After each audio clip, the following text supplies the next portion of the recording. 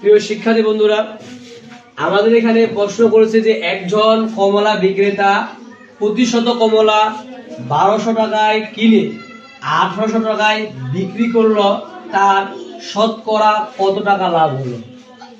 আমাদের প্রশ্ন করেছে যে তার শতকরা কত টাকা লাভ হয়েছে, অর্থাৎ 100 টাকাতে তার কত পার্সেন্ট লাভ হয়েছে।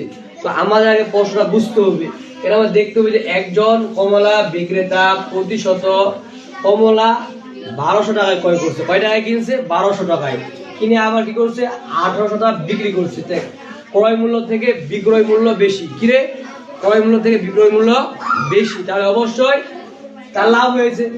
প্রশ্ন শতকরা কত টাকা লাভ হয়েছে? আমরা সবাই জানি লাভ সমান সমান কিরে, লাভ সমান সমান বিক্রয় মূল্য মাইনাস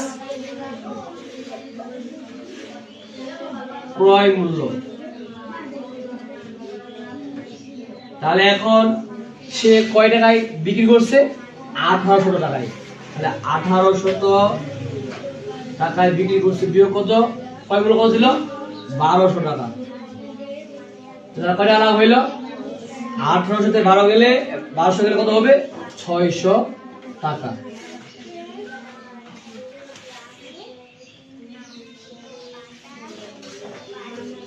তাহলে তার কমলায় 1200 টাকা লাভ হয়েছে কয় টাকা? 600 টাকা। তো আমরা লিখতে পারি যে এখানে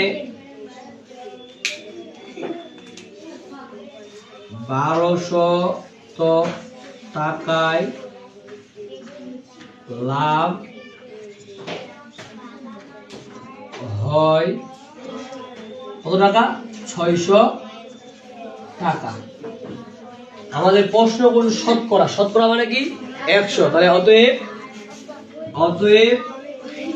100 টাকায় লাভ হয়। কি হবে? এই যে আমাদের 600 গুণন 100 ডিভাইডেড 1200 টাকা। তাহলে আমরা এখন সহজেই কাটাকাটি করতে পারি যে এই শূন্য এই শূন্য কাটা, এই শূন্য এই শূন্য কাটা। কি থাকবে তাহলে? কি থাকবে বলো? 12 একে 12 আর 12 50 কত রে? 600। কত কত হবে? 50%। আপনার বেলা কয় টাকা হয়? 50%। বুঝতে পারছেন?